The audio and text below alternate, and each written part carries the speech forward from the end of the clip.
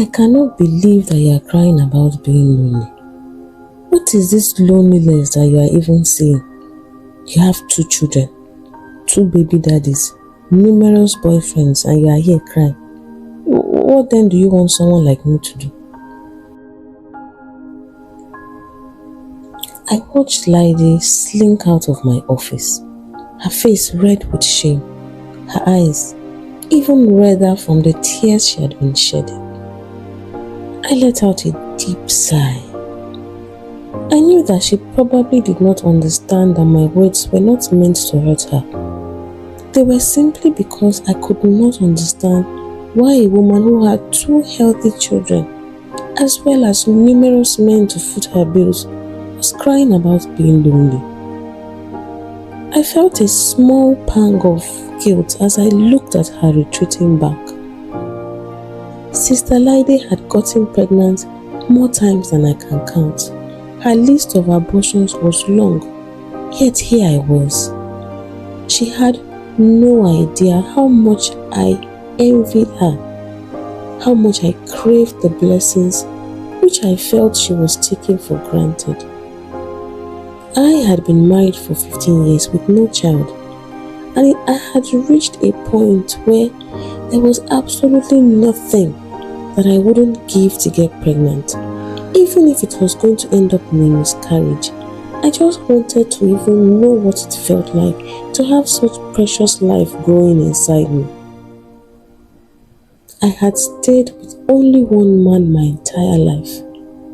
The same man who took my virginity at 15, who I had been with all these years. Yes, we started having sex as young teenagers. We had no knowledge of life, so we were happy that I did not fall pregnant before we got married. We were young, stupid, and afraid of the scandal that a teenage pregnancy would bring.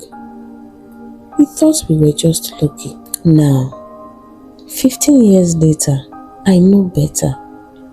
I had become the talk of the town.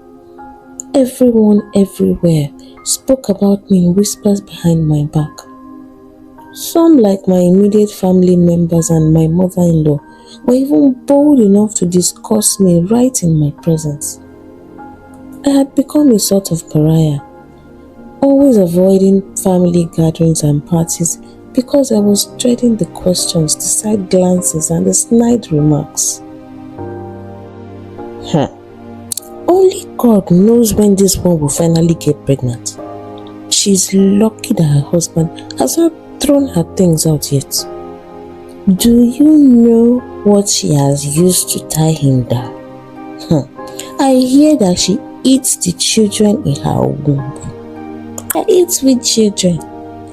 Is it not someone that gets pregnant that will eat children? She is a male purple-tree, barren like the desert.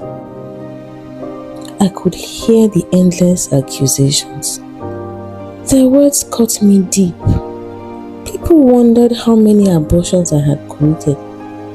However, to most I was a witch, a child eater, and a barren woman. These words bothered me.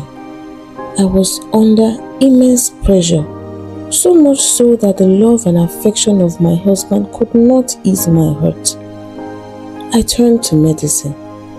I became a Google doctor, so much that I could converse with real doctors in medical lingo.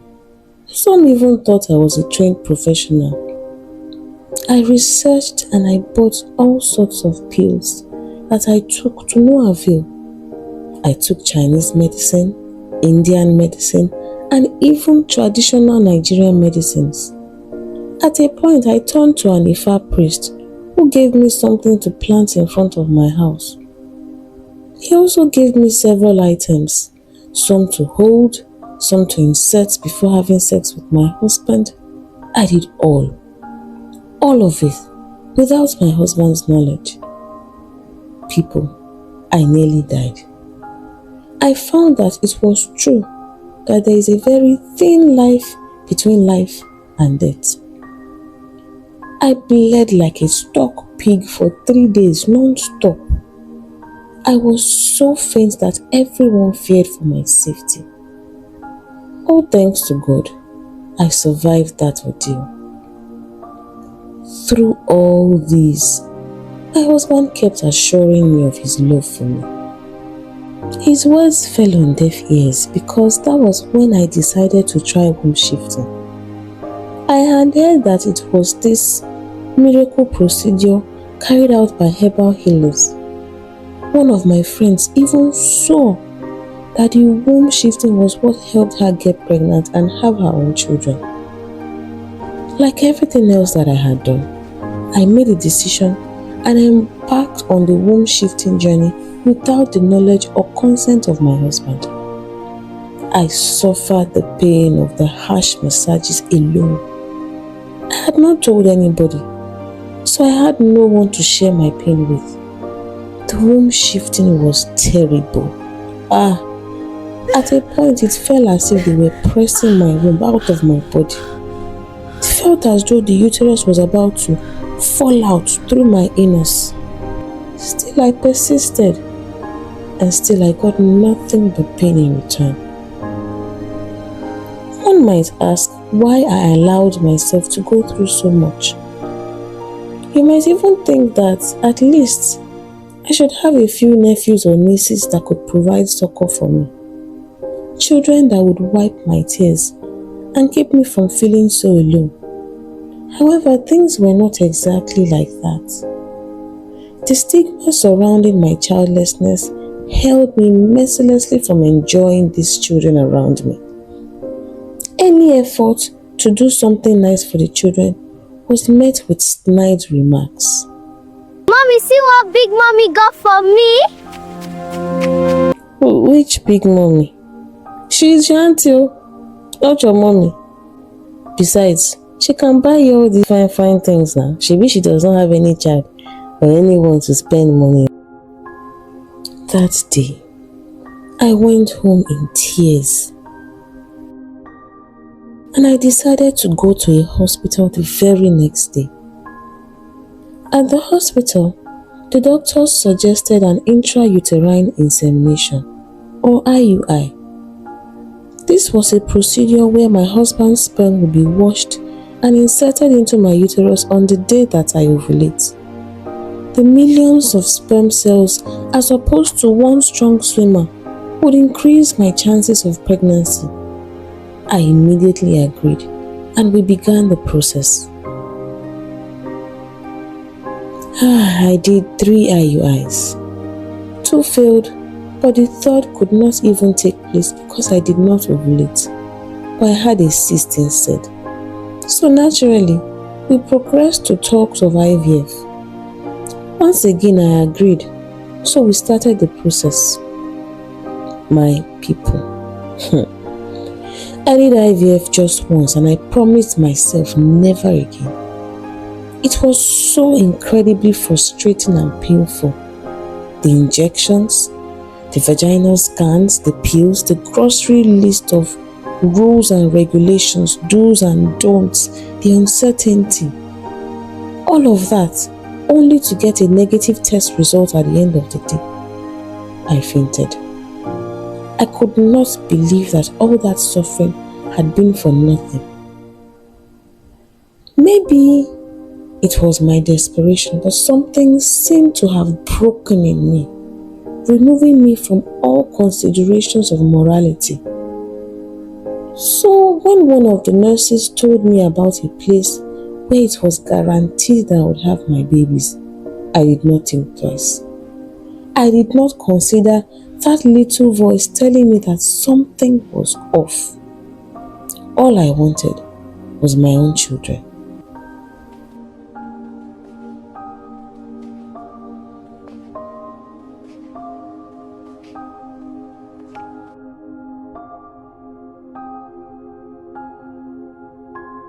Madam, here we do guarantees.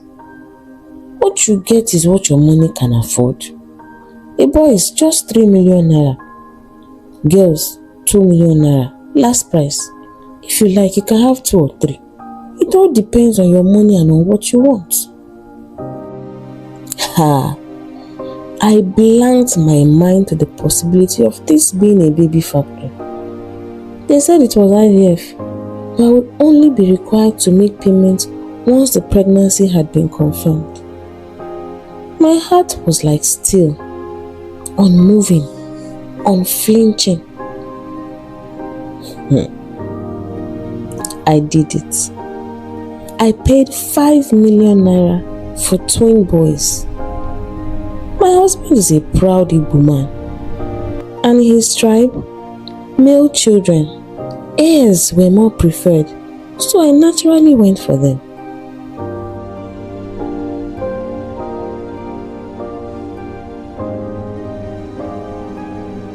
I went back home and gave my husband an edited version of events. I told him the story that I had been told. This was IVF, but it was less stressful and more guaranteed than the first one that I did.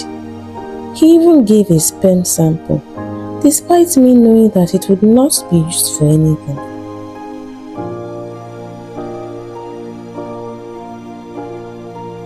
Luckily for me, my husband is a very busy man who is rarely at home.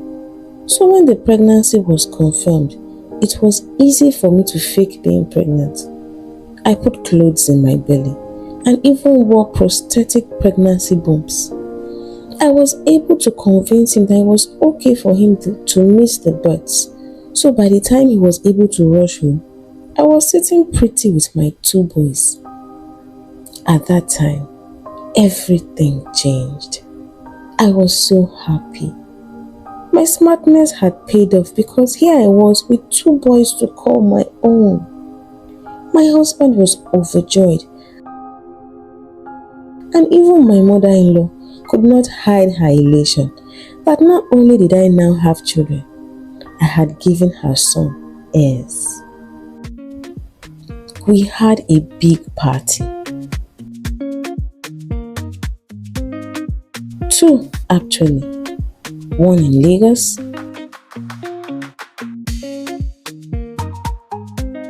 one in Anambra. The entire village was so happy for me. I was happy for myself. Dear Lord, we bring these children before you today for dedication. We even did 2 dedication services, one in Lagos Blessing upon the family. and again one in Anambra.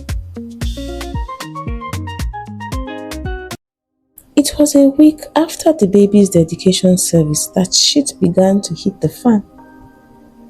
One of the security guards came to call me, saying that some woman wanted to see me.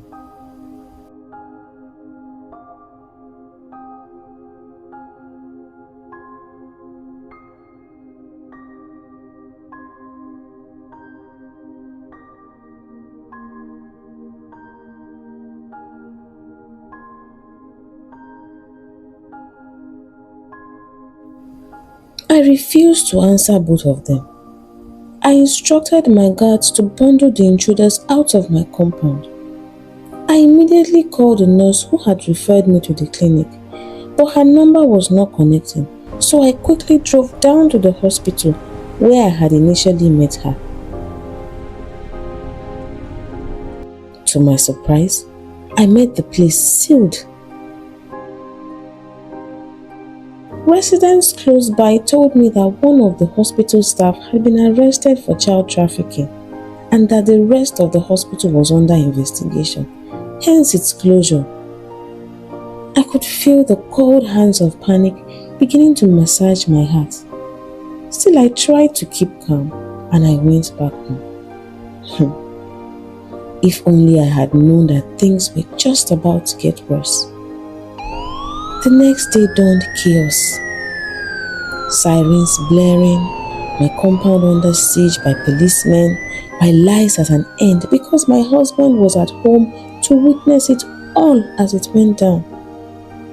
They demanded proof that I had indeed carried and delivered my boys.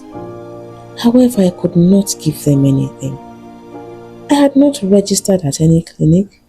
I had no antenatal history, no pregnancy photos, nothing in the labor room, absolutely nothing. This girl, on the other hand, had photos, videos, voice notes coaxing her to sell the babies since she didn't want them. Apparently, she had initially wanted an abortion, but the nurses convinced her to keep the pregnancy and sell the resulting children.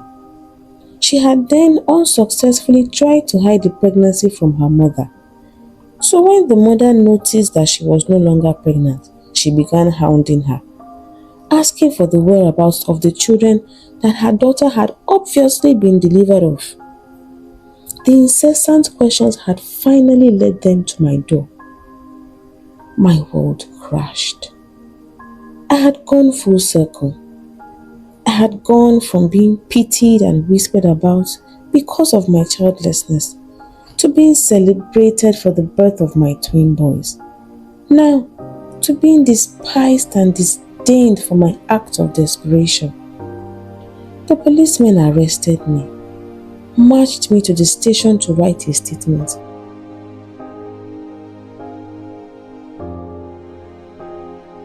While my husband stood by watching me with eyes that were no longer filled with love, but with something dark and bitter. Despite him not knowing anything about my actions, he was roped into the case as an accessory.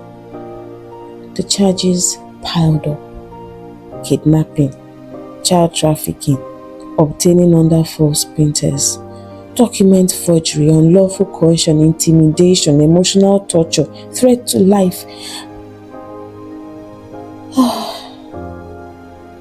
Thank God for connections. Thank God for a name that was once held in high esteem before I dragged it through the mud with my unscrupulous actions. I and my husband scaled through and were set free. I could once again walk freely, yet I was not truly free because I had now crafted a prison for myself. I lost everything. I lost the love of my husband. I lost his respect and admiration. I lost my marriage. I lost the respect I had achieved in the society, and most painfully, I lost my boys.